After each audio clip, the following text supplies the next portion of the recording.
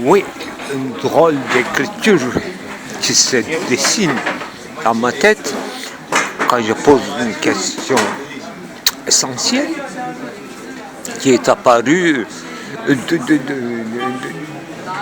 côté latéral qui était toujours essentiel, reconnu par moi en tant que tel, question principale de l'ontologie, bien avant Heidegger, avant de simplifier entre une sorte de dichotomie raffinée entre être et étant.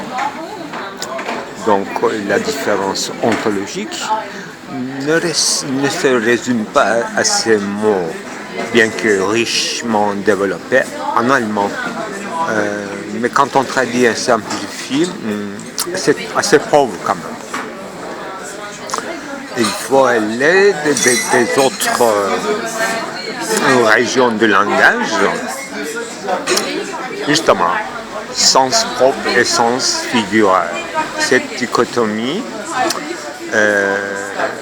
vous allez dire qu'il s'agit non pas de l'ontologie, mais d'une sorte d'approche épistémologique à l'être.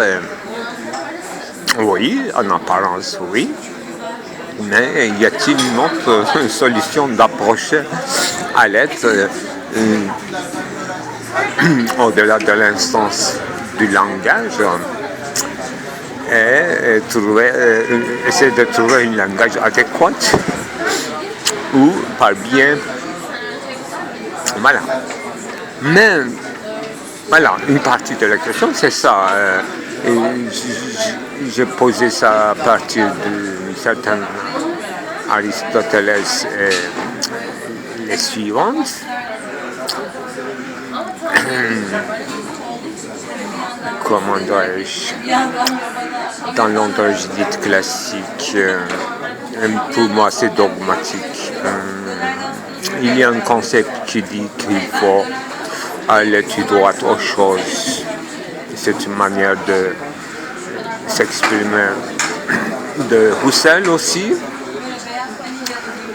Mais comment aller directement aux choses? Donc, sans se perdre du temps dans la métaphoricité, dans les approches par biais latéral, transversal, oblique. Alors, le mot en latin était obliqua. Voilà, via obliqua et via recht en allemand ou via en latin c'était, disons, de droit, de jurer, oui, peut-être. Maintenant je ne suis plus sûr, mais en français c'est droit, tout droit, aller tout droit en utilisant une voie droite. Disons, parlons français pour l'instant. Voie droite et voie biaisée ou voie oblique. Voilà, on s'adresse facilement à cette dichotomie et qu'on met à côté pour examiner, vérifier s'il y a une possibilité de s'échapper de cette obliquité. J'allais dire ubiquité.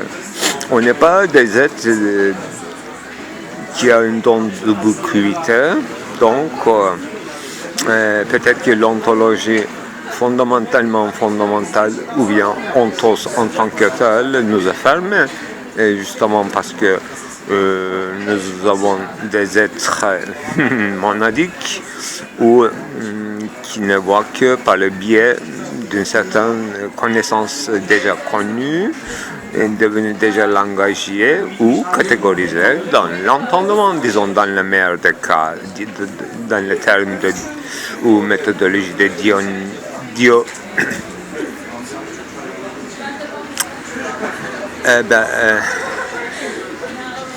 Dionien.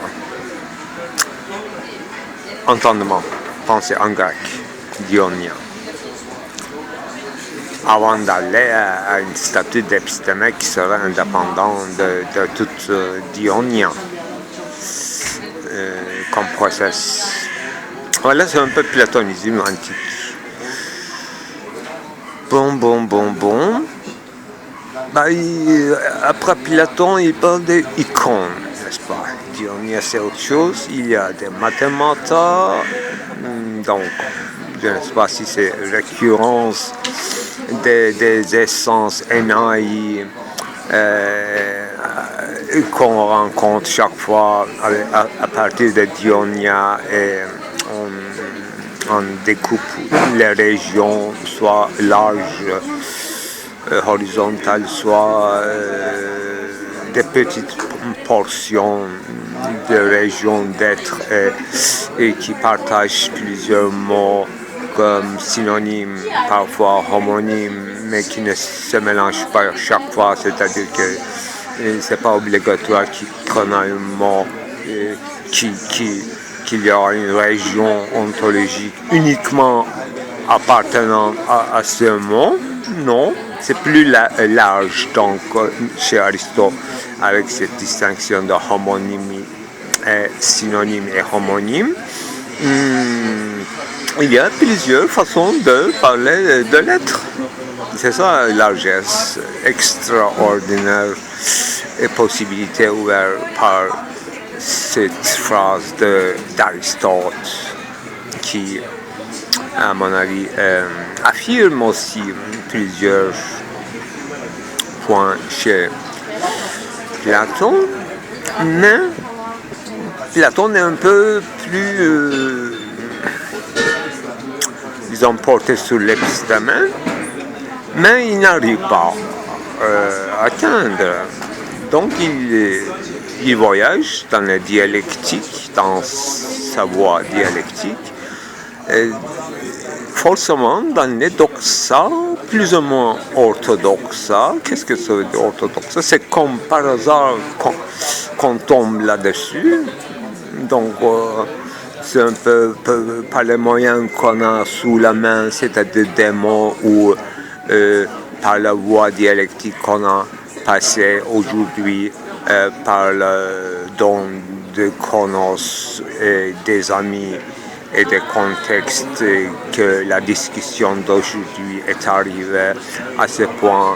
Et puis les discussions d'hier et avant-hier s'est éclairé et tous ces mots déjà étaient analysés, isolés, mettre à côté et devenus actifs et en travail, donc en montrant avec leur montage, ne serait-ce que par le biais des choses, une région d'être serait finalement attrapée et cernée par nous. Voilà, leur rencontre est orthodoxe, à mon avis. Platon ne parle pas rarement comme ça. Il dit que orthodoxe, ça appartient à des grands hommes qui n'ont pas d'éducation ni d'exercice forcément, mais eux, par naissance, ils peuvent arriver à ça. C'est un résumé qui a donné très mauvais héritage à l'histoire de la philosophie et aux sciences dites sociales et à Koinen moderne. Toute 19e banalité du 19e siècle, c'est ça. La distinction d'inné et de... Ça, c'est pour embrouiller le chemin. C'est pour ne pas répondre à la question en disant inné, nous avons des idées innées, et bien, par métexène ou par une participation, nous avons une région découpée de l'infini. Bon. Ça, ce sont des questions, ce sont des réponses soi-disant philosophiques à des questions qui ne sont pas philosophiques, mais de l'ordre théologique. Il y a toujours un ventrologue qui pose des questions, un ventrologue qui entre dans le trip, un prêtre, un seigneur qui pose des questions, et sans être présent en plus. On n'a jamais véritablement vu dans un dialogue philosophique un inquisiteur catholique qui poserait des questions raisonnables. Mais il en a sûrement. Thomas d'Aquin, par exemple. Je ne connais pas tous, mais il faut voir Donus Scotus dans Scott. Et les philosophes islamiques, à Vincent et tout. Bon, supposons que ces questions sont posées intelligemment par les théologues ou philosophie théologique. Disons, acceptons qu'il y a une philosophie théologique. Mais les réponses sont blessées alors. C'est-à-dire qu'ils disent que voilà, monsieur, oui, on accepte ce que vous suggérez. Il y a une région qui vient directement de Dieu chez l'homme, donc si vous voulez, on peut s'exercer dans ce domaine, mais il n'y a rien à faire. Bon, un philosophe, il faut attendre les naturalistes pour poser des questions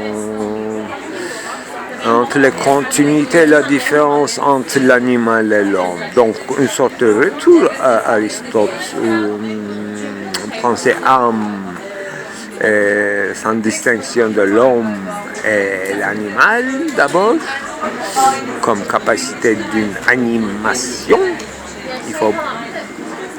Il faut insister de penser de cette animation, comment on est animé, comment on est parfois peu animé, parfois trop animé, et ça dépend de quoi.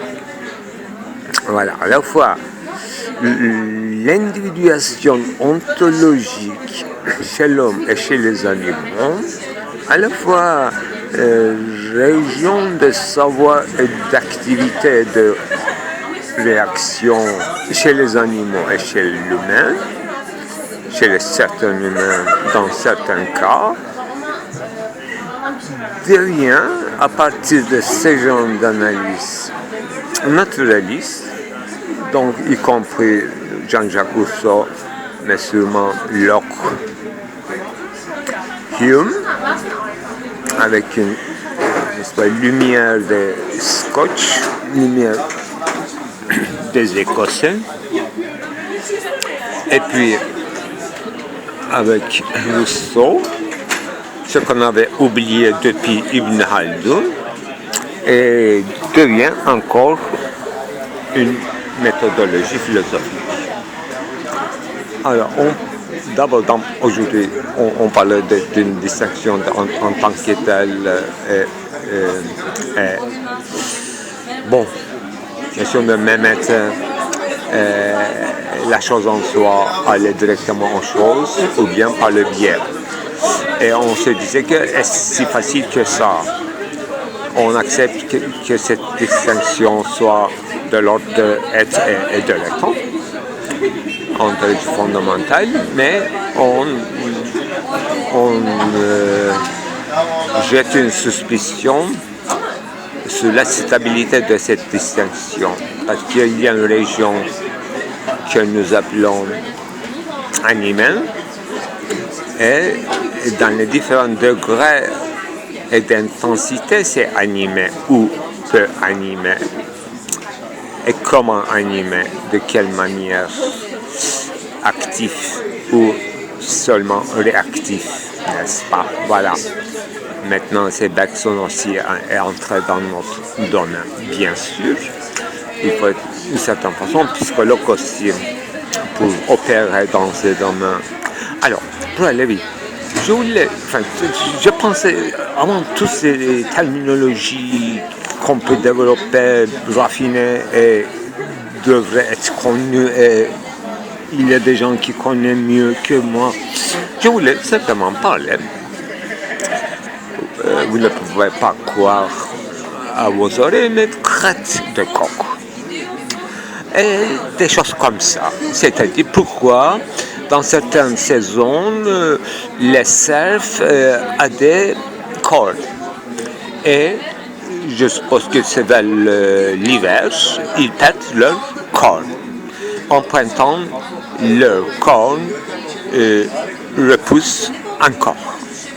Quels sont, chez les animaux ou dans ce genre d'activité, le rôle de certaines modifications qui n'ont pas besoin tout le temps?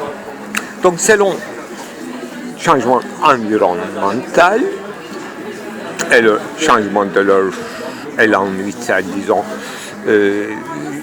parce qu'il faut compter aussi les raisons de saison de reproduction,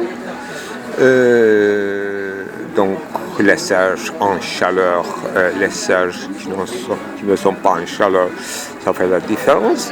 Interne, pas seulement environnemental. Donc, d'une part, changement hormonal dans l'activité animale ou dans l'animation de l'âme en général, donc soit une cause interne au métabolisme et des causes externes, disons environnementales, soit pour la défense, soit pour les chasses, pour l'agilité, pour l'autodéfense même contre les maladies, etc. Et il y a dans le niveau même des cellules, ce ne sont pas toujours visibles à l'œil comme crêtes de coq. Parce qu'on appelle tous ces changements un peu de l'ordre de crête. Analogiquement, même une corne, au départ, ça pousse comme une crête. Et il faut penser aussi aux organes génitaux dès le départ, parce que la modification la plus éclatante, c'est soit dans l'épiderme, au niveau de capillaires, donc poils, changement de fourrure ou de plumage et de couleurs chez les oiseaux seulement, chez les mâles surtout, changement éclatant de couleur quand il devient adulte ou en chaleur. Eh bien, tout ça, s'il faut donner un nom, je dirais crétologie correcte. Pourquoi je ne sais pas. Il y a, n'est-ce pas, île grecque qui s'appelle Crète, d'ailleurs. Bon, Crète de quoi? C'est comme un supplément essentiel, certaines défense, donc une certaine solution à un problème, donc c'est de l'orthopharmacone. On trouve donc dans le vivant une pharmacone naturelle, c'est de l'ordre de seconde nature, ou bien une deuxième nature modifiée, nature modifiable, nature naturante, périodiquement, cycliquement, donc dans une automatisée, non pas par la pensée, voilà, grande distinction, bien comme ça. Donc chez les animaux, dans le monde animal et dans la nature humaine, dans le changement, modification des organes génitaux ou de épiderme capillaire, capilleux, donc changement de poils, toison, distribution de toison, région de toison, etc.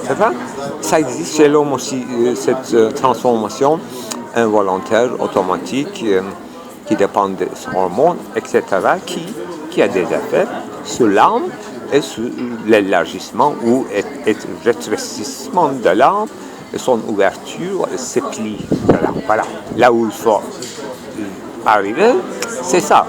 Comment on obtient cette individuation dans le pli de l'âme? Donc, quelle est la causalité, la rationalité des plis de l'âme? Voilà, cette terminologie est plus correcte que parler de crétologie en général. Voilà, comme pharmacon de grammatologie, on peut parler de crétologie, mais plutôt il s'agit de plissement de l'âme. C'est même mieux que le mot de modification, qui n'est pas pour rien, parce que changement de mode aussi, mais c'est très technique. Changement, comme s'il y avait des modes indépendants, etc. Peut-être qu'il y en a des patterns indépendants, là où l'individu animal accède à ces modes, donc il développe dans son organisme des pharmacons, des suppléments. Ça aussi c'est possible. Donc il y a des patterns, c'était des champs de bataille où il faut aller avec les armes ou des armes. Voilà le problème énorme. Maintenant on est dans le conflit, une bataille. Voilà les plis de l'âme. Et donc il faut chercher l'individuation, au-delà des distinctions très gros d'espèces et de genres, l'individuation est au-delà d'un automatisme de supplémentarité de seconde nature et développer une certaine seconde nature comme une sorte d'armure, n'est-ce pas? Non seulement une corne, mais une peau écailleuse. Une peau écaille, comme la maison de mon ver de terre. Chez les escargots, chez les tortues, chez les... comment ça s'appelle? Voilà. Chez les animaux qui fait peur. Timsah.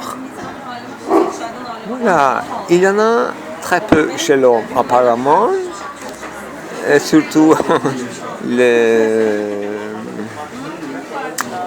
phénomènes visibles comme signe de vieillissement qui nous rendent tristes, alors que ce sont, il devait y avoir une logique là-bas. Mais la question n'est pas changement naturel seulement, parce qu'on parle d'une région avant la distinction de la nature et de l'esprit, si vous voulez. C'est pour ça qu'on n'utilise pas le mot esprit, on utilise ce vieux mot de animal. Et qui aura une sorte de changement qui lui permettrait de développer des suppléments ou des pharmacons instantanés, réfléchis ou non réfléchis, mais de l'ordre de son individuation qui va lui pousser ou bien vers la réussite ou bien vers la mort, ou bien il sera désarmé, ou bien il sera surarmé, il va perdre. Donc il faut savoir aussi de se débarrasser, comme on se débarrasse des cornes chez les cerfs, de ce surarmement conceptuel. J'ajouterai de temps en temps. Je me demande, de temps en temps, il faut se désarmer des concepts philosophiques pour voir les choses justement telles qu'ils sont. On est arrivé au départ gleiche dans leur même état de leur processus. Voilà. Je crois qu'on devrait fermer le boucle pour l'instant. Et maintenant, il faut citer aussi Gertrude Stein qui nous a un peu caricaturisé cette distinction de nature humaine et esprit humain. Ce qu'elle dit, c'est vrai au sens métaphysique, mais cette incompréhension entre esprit humain et la nature humaine est une conséquence d'une chose et non pas par nature éternelle. C'est-à-dire que l'esprit humain ne croit pas à sa mort, mais il devrait y avoir une raison, parce que la nature humaine est elle est très dedans de cette chose-là. C'est pour ça qu'elle ne connaît pas plus que l'esprit humain de la mort ou de la vie. Mais l'esprit humain a ce avantage peut-être de se rendre insensible à ce qui se passe dans la nature parce qu'il est du côté de crête de coq.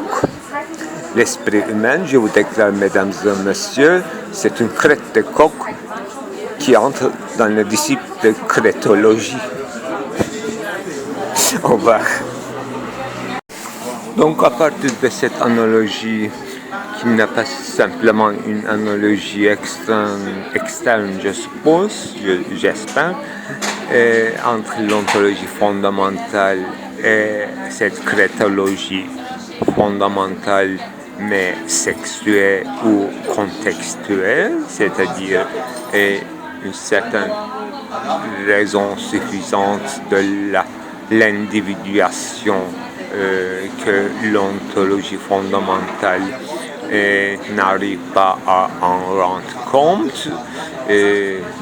En critiquant Kant, il propose un retour que là-haut où les vaches seraient encore grises, donc un certain effacement de la différence, au profit d'une différence fondamentale qui est métaphysique, bien sûr.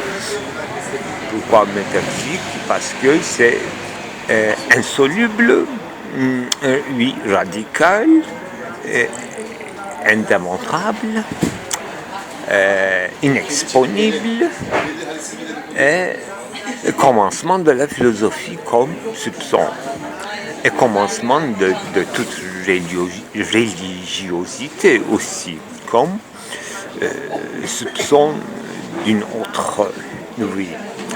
Nous parlons peut-être des autres vies, des autres modes de vie, et sans pouvoir pour l'instant expliquer l'origine et le commencement et la causalité, raison de se pousser vers la différenciation ou individuation. Et on peut en donner une réponse comme essai, parce qu'il y a des régions plus ou moins non uniformes de l'espace. Il y a un espacement, un rétrécissement, implicitement justement des discontinuités dans l'espace. Dans l'espace au sens cosmique du terme, cette fois. Il y a des hypostases comme matière et des corps célestes. En plus de ça, dans notre globe terrestre, il y a un raffinement dans le même scala, je dirais que dans une scala dans un angle très étroite du vivable, il y a beaucoup de régions différenciées. Ne serait-ce que 3 régions, n'est-ce pas? L'air, la terre, ciel, extrême chaleur, disons, le feu.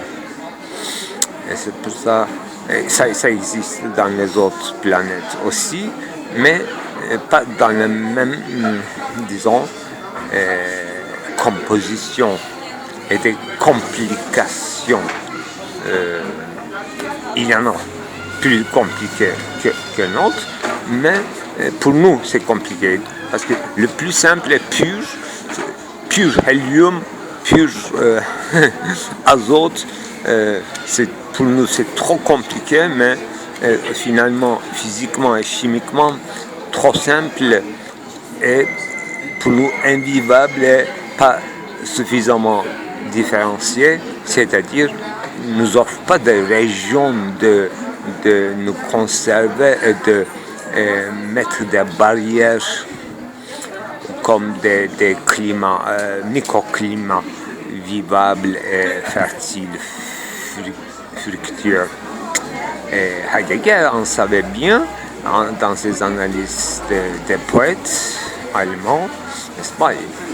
Je crois que c'est Hölderlin disait qu'il faut des... En turc, c'est, je dirais mieux, kayaya kovuk, toprağa yarık gerek. Pour qu'il y ait moindre possibilité de différenciation, individuation, une aller-retour, une occupation, une effectuation d'une petite araignée ou quelque chose de plus petit comme monocellule, il faut une petite différenciation dans le bloc de rocher, une fissure. Il faut une fissure, soit dans la terre, une fissure, soit une sorte de caverne. Et oui, on retourne tout de suite à l'allégorie de caverne. Il faut une petite illusion russe, une petite russe de la nature, que la nature ne rentre pas compte, mais une autre nature dans la nature, une autre organisme, la rend à son profit, transforme à son profit.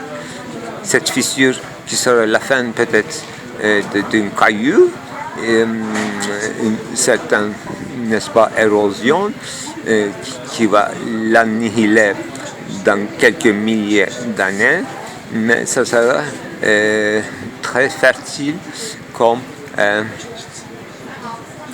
l'engrais d'une autre vivant. Voilà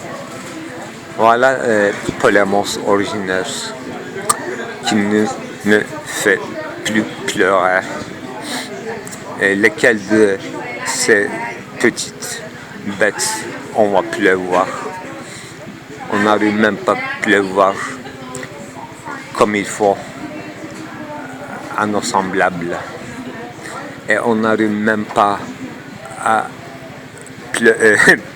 pleurer, pardon, non pas pleuvoir, mais pleurer à notre sort, à nos fissures qu'on a rempli ou qui est rempli par les autres, à nos petites régions habitables ou inhabitables, nos orifices, notre langue qui bouge, selon certains poètes, dans une cage d'oiseaux enfermée, non pas seulement une âme qui sera enfermée dans un corps, comme Soma Sema, mais justement dans la bouche.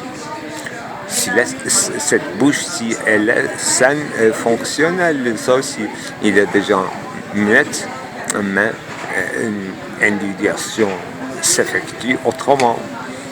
La main, les pieds, et les autres prolongements, et pourquoi pas pénis, et pourquoi pas vagine, et je ne sais pas. Mais c'est fonctionnel. Et c'est une sorte de communication et défense et malheureusement agression qui se passe par ces organes-là. Le plus énigmatique et le plus insensible dans la sensibilité extrême, c'est ces organes génitaux qu'il ne faut absolument pas oublier. Il faut se demander en dernière instance, en retournant à la ontologie fondamentale, s'il s'agit de l'être dans sa plénitude, dans son non-différenciation, l'orgasme, est-ce que quelque chose à voir avec l'être ou justement l'étant dans ses limites? Les deux ensemble, mais je crois que l'être, l'expérience de l'être passe par l'extrême sexualité. Ça, il faut repenser. Je crois que je voulais arriver là à partir de crétologie fondamentale, sexuelle et contextuelle. La prochaine étape du questionnement sera une sorte d'antithèse, c'est-à-dire on va supposer que peut-être c'est au fond la neutralité, donc asexuée, notre état diffus, presque insensible d'une attention flottante ou variation eidétique qui serait propre à accéder à l'être en tant que tel, gâcher de l'ontologie fondamentale, si c'était le but essentiel. C'est ça. Ou bien voir dans une neutralité cette différence ontologique. Est-ce qu'on peut le voir justement quand on n'est pas en chaleur? Et le plus intense individualité peut être en chaleur sexuellement. Donc, dans son individualité extrême, ils peuvent passer à une personnalité, une certaine impersonnalité proche à l'être, mais justement dans ces régions-là, ils peuvent complètement oublier justement la différence en tant que différence ontologique. Accéder à l'être, c'est pas avoir conscience de la différence ontologique. La différence ontologique, c'est quelque chose entre deux. Je suis indécis pour l'instant. Neutralité ou être en chaleur. Tu vas en rendre compte s'il faut en rendre compte. Donc à partir de cette analogie qui n'est pas simplement une analogie externe je suppose, j'espère, entre l'ontologie fondamentale et cette chrétologie fondamentale mais sexuelle ou contextuelle, c'est-à-dire une certaine raison suffisante de l'individuation que l'ontologie fondamentale n'arrive pas à en rendre compte. En critiquant Kant, il propose un retour que là où les vaches seraient encore grises, donc un certain effacement de la différence, au profit d'une différence fondamentale qui est métaphysique, bien sûr. Pourquoi métaphysique? Parce que c'est insoluble, oui, radical, indémontrable, inexponible, et commencement de la philosophie comme soupçon, et commencement de toute religiosité aussi, comme soupçon d'une autre vie. Nous parlons peut-être des autres vies, des autres modes de vie, et sans pouvoir pour l'instant expliquer l'origine et le commencement et la causalité, raison de se pousser vers la différenciation ou individuation. Et on peut en donner une réponse comme essai, parce qu'il y a des régions plus ou moins non uniformes de l'espace. Il y a un espacement, un rétrécissement, un plissement, justement des discontinuités dans l'espace. Dans l'espace au sens cosmique du terme, cette fois. Il y a des hypostases comme matière et des corps célestes. En plus de ça, dans notre globe terrestre, il y a un raffinement dans le même scala, je dirais que dans une scala dans un angle très étroite du vivable, il y a beaucoup de régions différenciées. Ne serait-ce que 3 régions, n'est-ce pas? L'air, la terre, ciel, extrême chaleur, disons, le feu. Et c'est pour ça, ça existe dans les autres planètes aussi, mais pas dans le même, disons, compositions et des complications. Il y en a plus compliqués que l'autre, mais pour nous c'est compliqué parce que le plus simple est pur hélium, pur azote. Pour nous c'est trop compliqué, mais finalement physiquement et chimiquement trop simple et pour nous invivable et pas suffisamment différencié, c'est-à-dire ne nous offre pas de région de nous conserver et de mettre des barrières comme des climats, microclimats vivables et fertiles, fructueux. Et Heidegger en savait bien dans ses analyses des poètes allemands, n'est-ce pas? Je crois que c'est Hölderlin disait qu'il faut de... En turc, je dirais mieux kayaya kovuk, toprağa yarık gerek. Pour qu'il y ait moindre possibilité de différenciation, individuation, une aller-retour, une occupation, une effectuation d'une petite araignée ou quelque chose de plus petit comme monocellule, il faut une petite différenciation dans le bloc de rocher, une fissure. Il faut une fissure, soit dans la terre, une fissure, soit une sorte de caverne. Et oui, on retourne tout de suite dans l'allégorie de caverne. Il faut une petite illusion russe, une petite russe de la nature, que la nature ne rentre pas compte, mais une autre nature dans la nature, une autre organisme, la rentre à son profit, transforme à son profit. Cette fissure qui sera la fin peut-être d'une caillou, une certaine, n'est-ce pas, érosion qui va l'annihiler dans quelques milliers d'années, mais ça sera très fertile comme l'engrais d'une autre vivant. Voilà Polemos originaire qui ne fait plus pleurer. Et lesquelles de ces petites bêtes on va pleuvoir?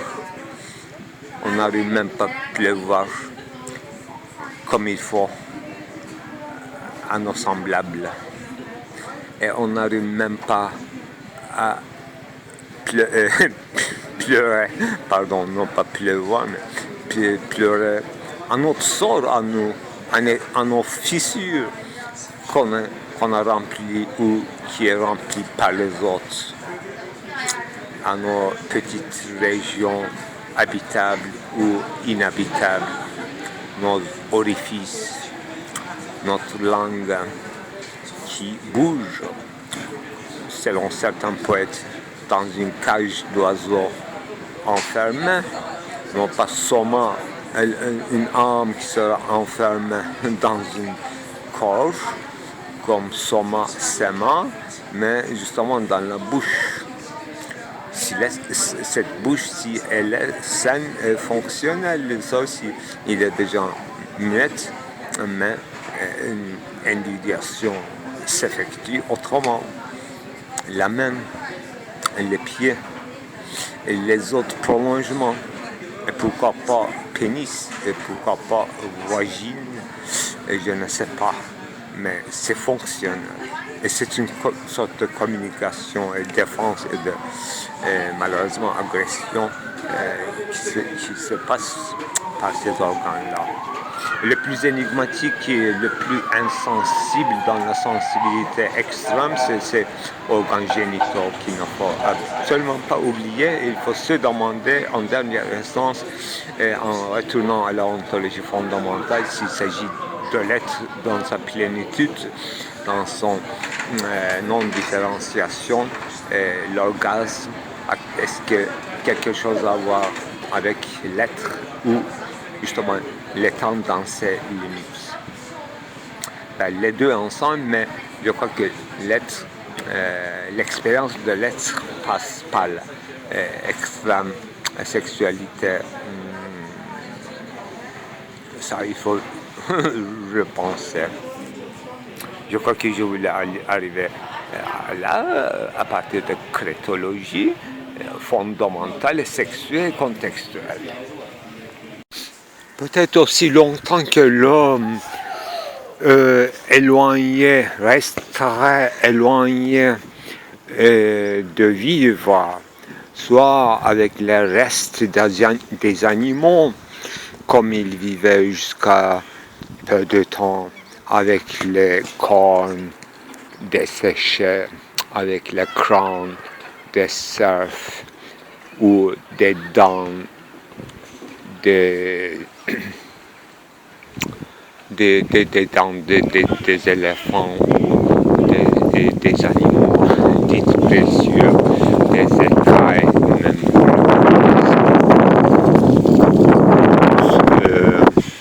talismans ou je ne sais pas, colifichets, et même les crânes de ses ancêtres, ne serait-ce qu'un morceau desséché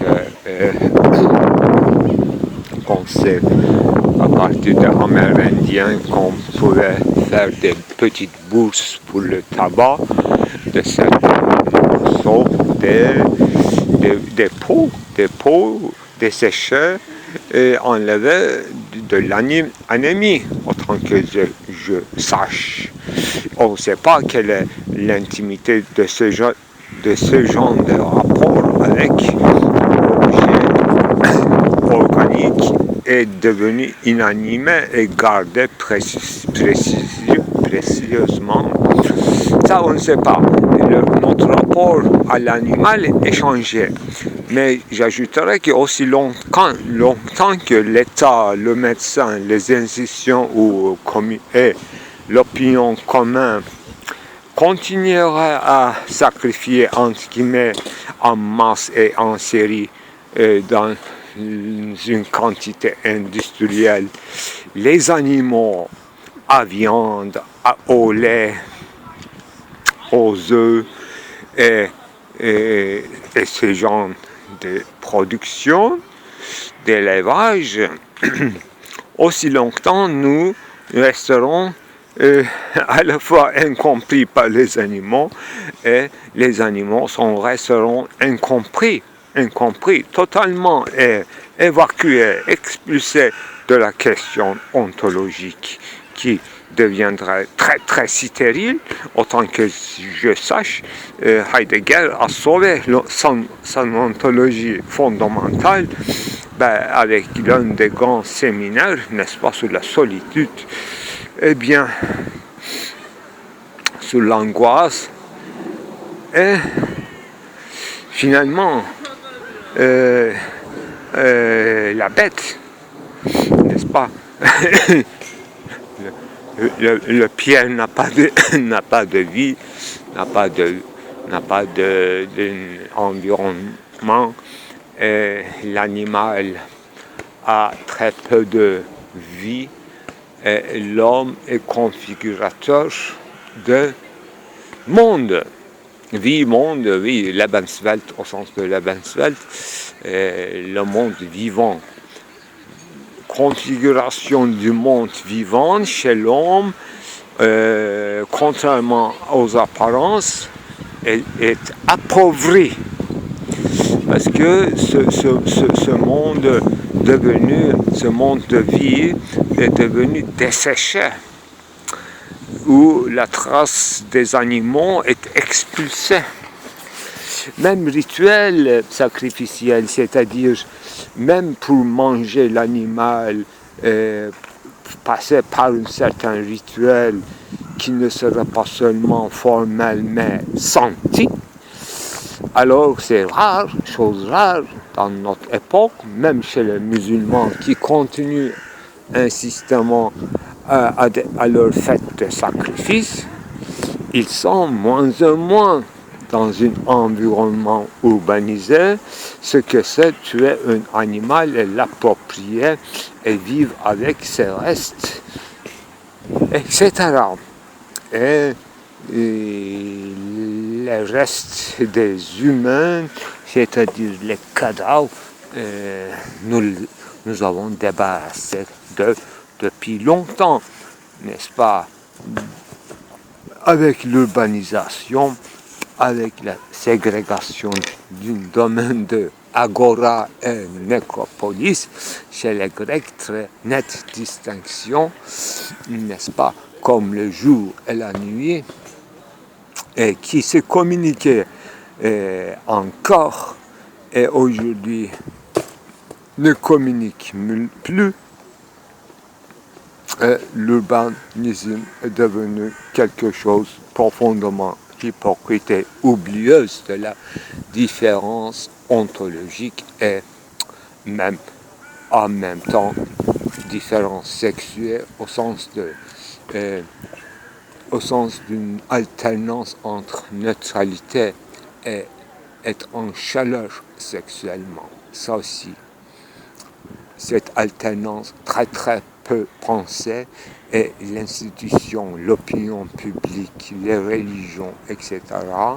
Et ils ont laissé à la fois au hasard des choses, à la fois en refoulant, ils ne savent pas ce qu'ils ont fait exactement de cette chose inexpliquée.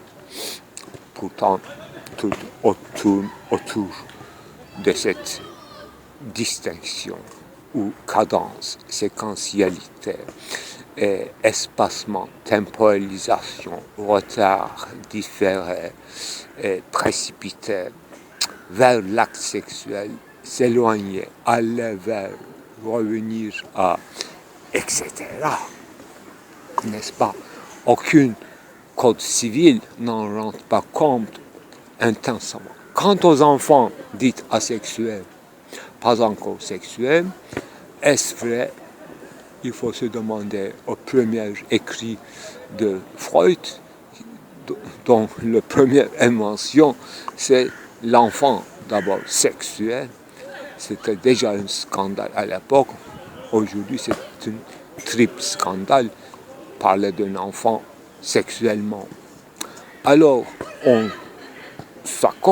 accordera que l'enfant, bien sûr, beaucoup moins sexué que nous, mais il n'est pas pour autant complètement inerte. Tout au contraire, il est beaucoup plus hors de soi qu'un adulte dans une effectivité qui dépasse l'adulte.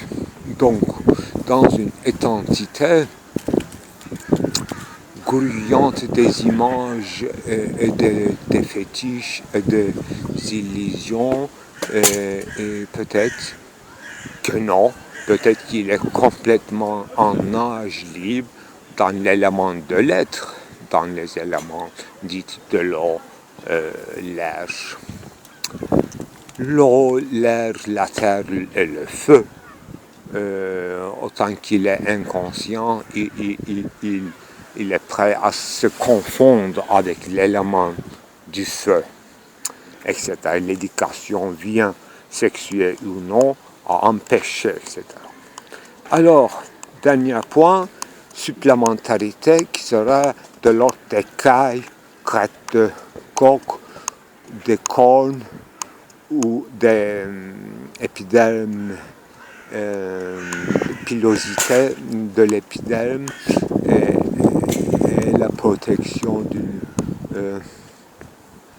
toison, l'être toisonné, toison d'or, doré. Alors, on se demande cette supplémentarité qui est issue d'une vitalité, mais cette supplémentarité elle-même, est-ce qu'elle sera encore vivante? On sait que les animaux perdent à un certain moment cette écaille en tant que non-vie. Non pas la mort, mais non-vie. Donc, ça devient insensible. L'organe le plus actif disons, pénis de l'animal ou ses cornes, là où tout entre en jeu dans une duel sexuel, soit en concurrence, soit en accouplement. Ce sont des organes extrêmement agités et à la fois sensibles, à la fois insensibles parce qu'ils sont morts. Donc une certaine expérience qui est hors de soi et devient presque dans la proximité de la mort. Pourquoi? Pour les autres générations, pour une pulsion inconscience qui fait tourner la nature, instinct de reproduction qui affronte la mort, le risque de la mort, qui sera sublimé beaucoup plus tard par les éléments de sacrifice et d'actes héroïques. D'abord, c'est une propre de l'animal sexué, en plus en chaleur. Donc, sans penser, il entre dans l'élément de l'être le plus mystérieux pour en donner, s'il faut, de son identité, c'est-à-dire son être en tant que tel, et non pas en tant que genre. En tant qu'individu, il peut sacrifier pour que son genre, son espèce, soit survécu à ce duel.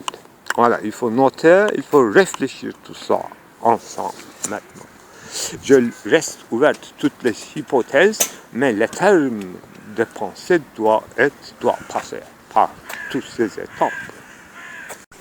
Je veux ajouter une dernière chose qui a en apparence rien à voir, mais un témoignage direct, non pas oculaire, mais auditif, disons.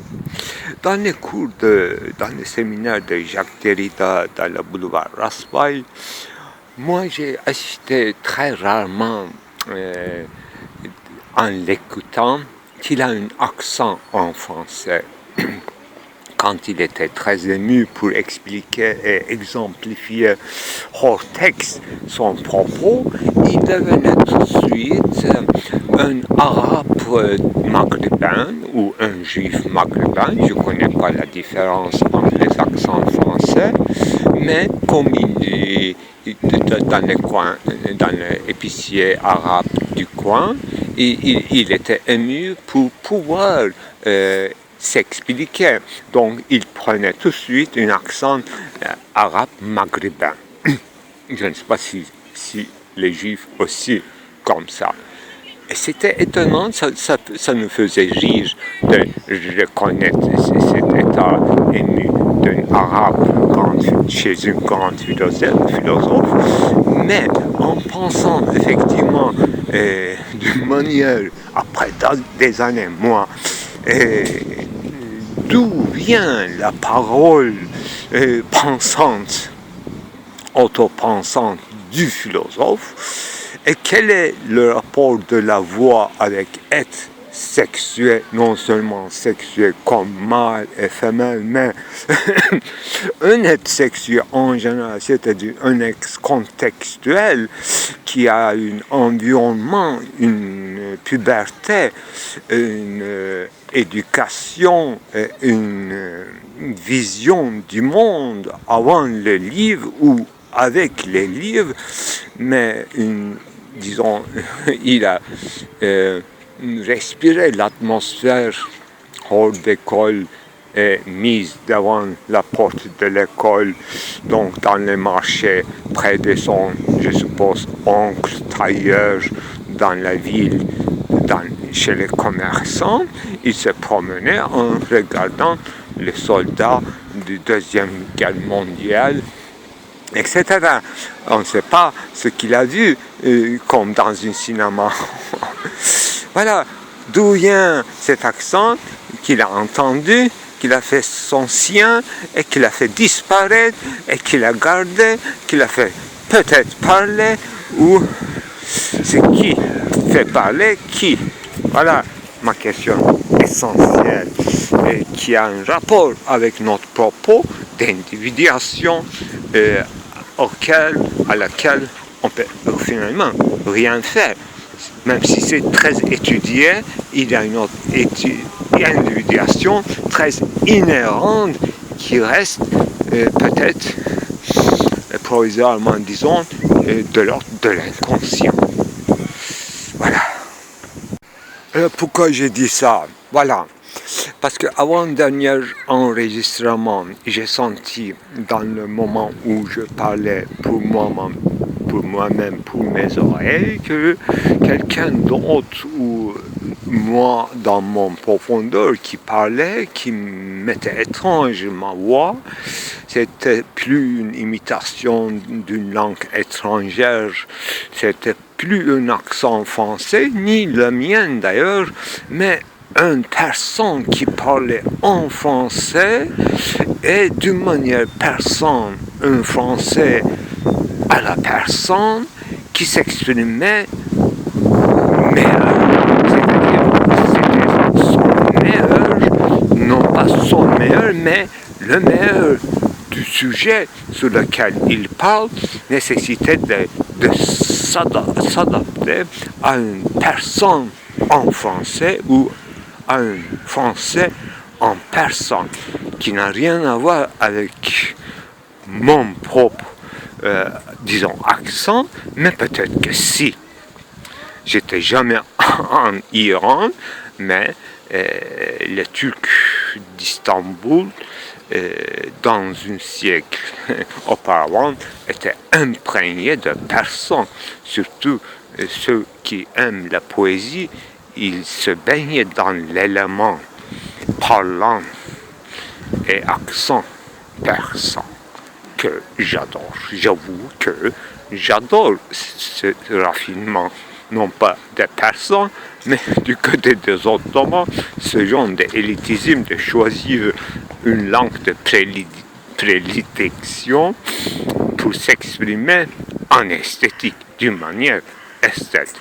Dans mon cas, il ne s'agit pas d'un esthétisme superficiel ou perverse, comme dit par l'enfant, mais tomber dans l'élément de la parole.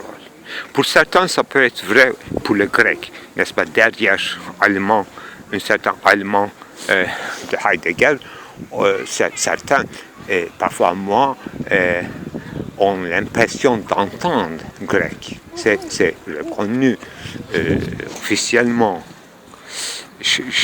Voilà, c'est tout. Et c'est très très important. Parce que avec un français d'aujourd'hui, on ne peut pas avancer trop, ni avec n'importe quelle langue. Il faut faire parler notre langue dans une langue qui n'est pas encore morte. Heureusement, s'il n'est pas mort, ça dépend de nous. Ça dépend de nous, c'est-à-dire faire intervenir une langue morte, au sens large du terme, personne n'est pas morte, à l'intérieur d'un langage plus courant, par exemple anglais ou français. Voilà. Et l'ottoman, c'est une langue dominante et qui a perdu son sien, c'est-à-dire le turc simple, qui était devenu des préfixes et de conjonctions et des squelettes grammatiques. Et le reste, c'était des mots riches de sens arabes ou persans. Voilà, le cas ottoman n'est jamais étudié de ce point de vue philosophique au moins. La prochaine étape du questionnement sera une sorte d'antithèse, c'est-à-dire on va supposer que peut-être c'est au fond la neutralité, donc asexuée, notre état diffus, presque insensible d'une attention flottante ou variation eidétique qui serait propre à accéder à l'être en tant que tel, glaciaire de l'ontologie fondamentale, si c'était le but essentiel. C'est ça. ou bien voir dans une neutralité cette différence ontologique. Est-ce qu'on peut le voir justement quand on n'est pas en chaleur? Et le plus intense individualité peut être en chaleur sexuellement. Donc, dans son individualité extrême, ils peuvent passer à une personnalité, une certaine impersonnalité proche à l'être, mais justement dans ces régions-là, ils peuvent complètement oublier justement la différence en tant que différence ontologique. Accéder à l'être, c'est pas avoir conscience de la différence ontologique. La différence ontologique, c'est quelque chose entre deux. Je suis indécis pour l'instant. Neutralité ou être en chaleur. Tu vas en rendre compte s'il faut en rendre compte.